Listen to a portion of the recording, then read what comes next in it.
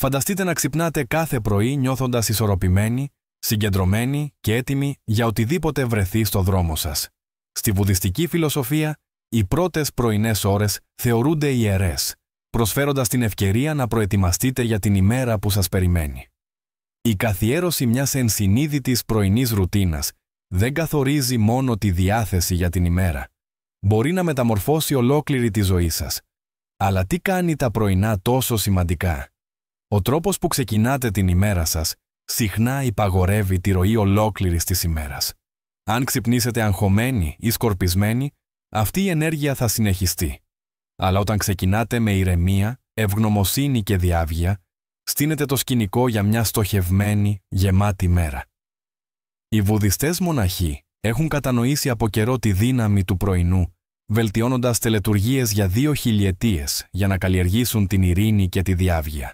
Σήμερα θα εξερευνήσουμε 7 απλές συνήθειες που βασίζονται στη βουδιστική σοφία και μπορούν να φέρουν ενσυνειδητότητα, ισορροπία και δύναμη στη ζωή σας.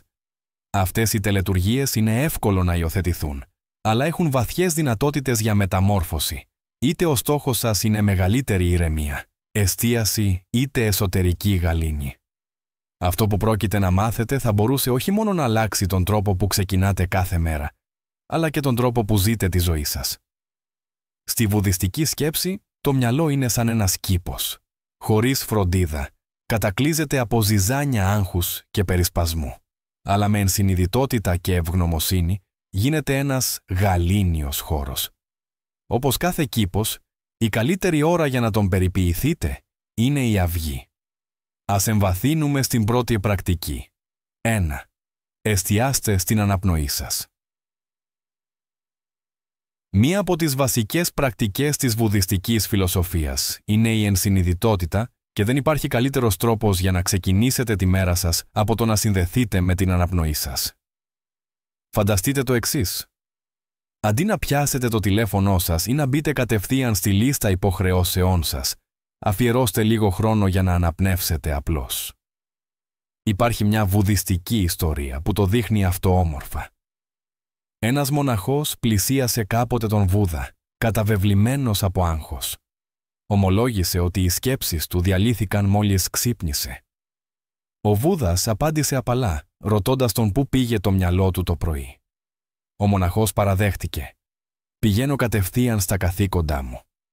Η συμβουλή του Βούδα ήταν απλή, αλλά βαθιά. Αντί να κυνηγάς εργασίες, ξεκίνα με την αναπνοή σου. Η ενσυνειδητή αναπνοή σε φέρνει πίσω στην παρούσα στιγμή, το μόνο μέρος όπου πραγματικά κατοικεί η ειρήνη. Οι πρώτες στιγμές του ξυπνήματος είναι συχνά ευάλωτες στο άγχος και την απόσπαση της προσοχής, επομένως η προσήλωση στην αναπνοή σας προσφέρει χώρο για διάβγεια, ηρεμία και πρόθεση. Δείτε πώς να ξεκινήσετε. Όταν ξυπνήσετε, αντισταθείτε στην επιθυμία να ελέγξετε το τηλέφωνό σας ή να σκεφτείτε τις εργασίες σας. Καθίστε άνετα, ακόμα και στο κρεβάτι, και πάρτε 3 βαθιές, συνειδητές αναπνοές. Παρατηρήστε πώς το στήθος σας ανεβοκατεβαίνει και αφήστε τυχόν σκέψεις να έρχονται και να φεύγουν χωρίς να προσκολάστε σε αυτές.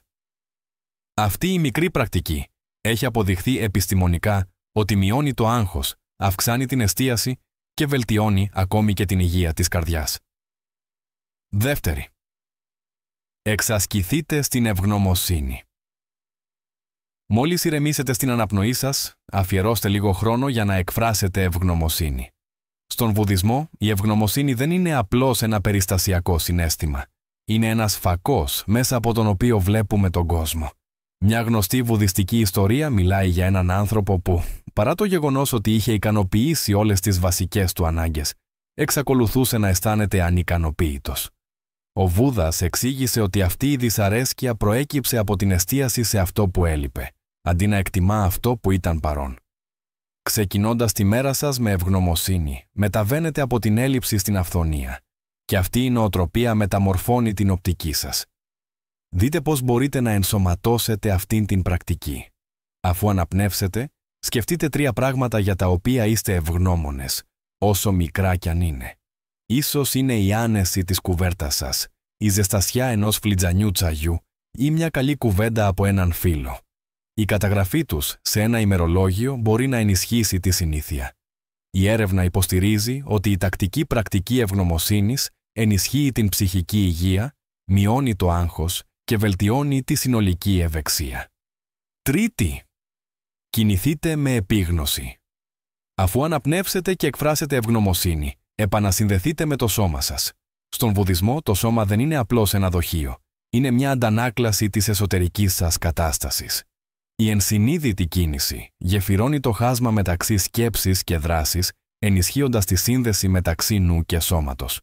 Μια ουσιαστική ιστορία από τη ζωή του Βούδα διδάσκει ότι η ενσυνείδητη κίνηση είναι απαραίτητη για την επέκταση της επίγνωσης. Βοηθά στην ενσωμάτωση της ενσυνειδητότητας σε κάθε χειρονομία, σε κάθε βήμα. Μπορείτε να το εξασκήσετε αυτό μέσω γιόγκα, διατάσεων ή ακόμα και ενός αργού περπατήματος. Η έρευνα επιβεβαιώνει τα ωφέλη της ενσυνείδητης κίνησης, η οποία περιλαμβάνει τη μείωση του στρες, τη βελτίωση της κυκλοφορίας του αίματος και την ενίσχυση της υγείας του εγκεφάλου. Είτε πρόκειται για ένα απαλό τέντομα, είτε για μια βόλτα έξω. Η κίνηση με επίγνωση σας στηρίζει σωματικά και ψυχικά, προετοιμάζοντάς σας για την ημέρα που έρχεται. Τέταρτο. Ξεκινήστε με μία σαφή πρόθεση. Κάθε πρωί φέρνει ένα νέο ξεκίνημα, μια κενή πλάκα. Χωρίς πρόθεση, είναι εύκολο να παρασυρθείτε στην ημέρα αντιδρώντας σε όλα όσα έρχονται στο δρόμο σας. Θέτοντας μία πρόθεση, μπορείτε να κατευθύνετε συνειδητά την ενέργειά σας.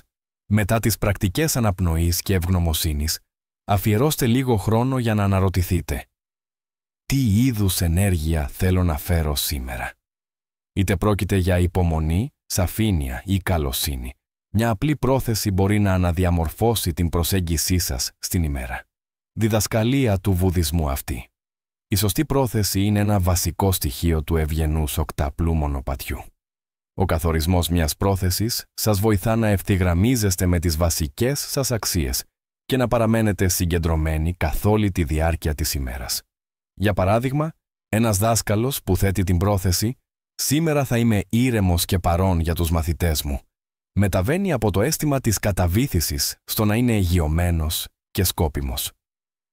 Η νευροεπιστήμη υποστηρίζει επίσης αυτό, δείχνοντας ότι ο καθορισμός μιας πρόθεσης ενεργοποιεί ένα μέρος του εγκεφάλου που μας βοηθά να επικεντρωθούμε σε αυτό που πραγματικά έχει σημασία. Αυτές οι 4 πρακτικές, αναπνοή, ευγνωμοσύνη, ενσυνείδητη κίνηση και καθορισμός πρόθεσης, είναι οι ακρογωνιαίοι λίθοι μιας ισχυρής, μεταμορφωτικής πρωινής ρουτίνας. Δεν σας προετοιμάζουν μόνο για μια επιτυχημένη μέρα. Βοηθούν στη δημιουργία μιας ζωής με μεγαλύτερη παρουσία, σκοπό και ειρήνη. Αύριο, λοιπόν, δοκιμάστε αυτές τις απλές αλλά βαθιές συνήθειες.